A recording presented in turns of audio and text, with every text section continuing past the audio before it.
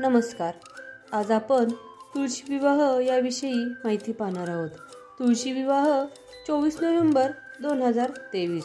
तुळशी विवाहाचा शुभमुहूर्त आणि तुळशी विवाहाची कथा काय आहे हे आपण पाहणार आहोत. तुळशी विवाहासाठी शुभमुहूर्त.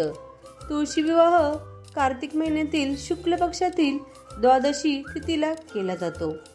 पंचांगानुसार द्वादशी तिथी गुरुवार 23 नोव्हेंबर रोजी रात्री 9:01 सुरू होईल. शुक्रवार 24 नोव्हेंबर रोजी संध्याकाळी 7:06 संपेल.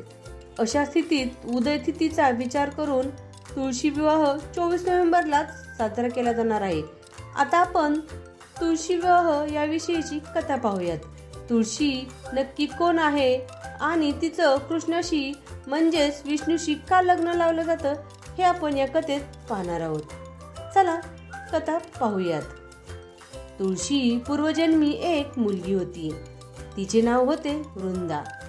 ती राक्षसाच्या कुळात जन्मलेली होती. तिचा जन्म राक्षसाच्या कुळात झाला होता. ती लहानपणापासूनच भगवान विष्णूची भक्त होती. ती मोठ्या प्रेमाने मनोभावे भगवान विष्णूची पूजा करीत असे. जेव्हा ती मोठी झाली तेव्हा तिचं लग्न एका राक्षस कुळातील एक राजा जालंधर या राक्षसाशी झाले. जालंधरची उत्पत्ती समुद्रातून झाली होती. वृंदा एक अतिशय समर्पित स्त्री होती. ती नेहमीच आपल्या पतीची सेवा करत असे. एकदा देव व दानव यांच्यात युद्ध झाले.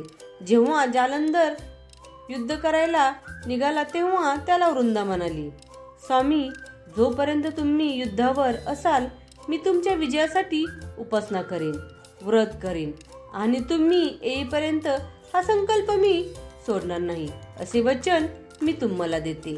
त्यानंतर असुरराज जालंधर युद्धात गेले आणि वृंदा व्रताचा संकल्प करून उपासनेला बसली.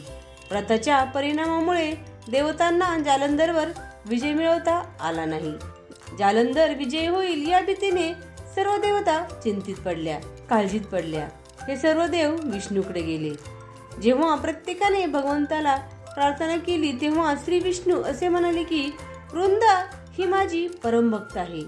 मी तिच्या बरोबर फसवणूक करू शकत नाही.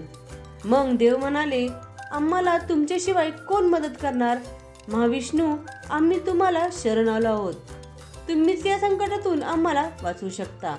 तेव्हा भगवान विष्णूंनी जालंधरचे रूप घेतले आणि वृंदाच्या राजवाड्यात पोहोचले.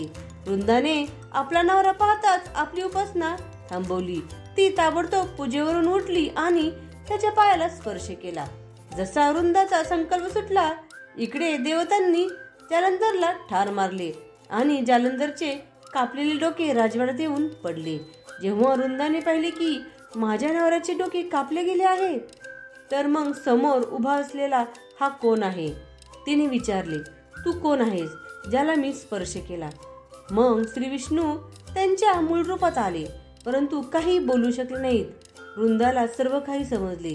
तिने श्री विष्णूंना शाप दिला आणि पाहता क्षणी श्री विष्णूचे पाषाणात रूपांतर झाले. सर्व देवता रडू लागल्या. लक्ष्मी रडू लागली. ते पाहून वृंदाला लक्ष्मीची दया आली. वृंदाने श्री विष्णूंना तिच्या शापातून मुक्त केले व आपल्या पतीसोबत ती सती गेली. काही दिवसांनी जेव्हा तिच्या राखेतून एक वनस्पती बाहेर आली तेव्हा भगवान विष्णू म्हणाले, आजपासून ह्या वनस्पतीचे नाव तुळशी. माझ्या पाषाणरूपी स्वरूपाचे म्हणजेच शाळीग्रामचे तुळशीसह पूजन केले जावे. तुळशीशिवाय केलेली पूजा माझ्याकडून स्वीकारली जाणार नाही.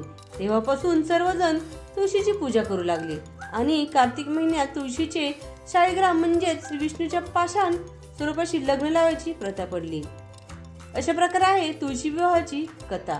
कथा आवडल्यास आमच्या चॅनलला लाईक व सबस्क्राईब करायला विसरू नका. धन्यवाद.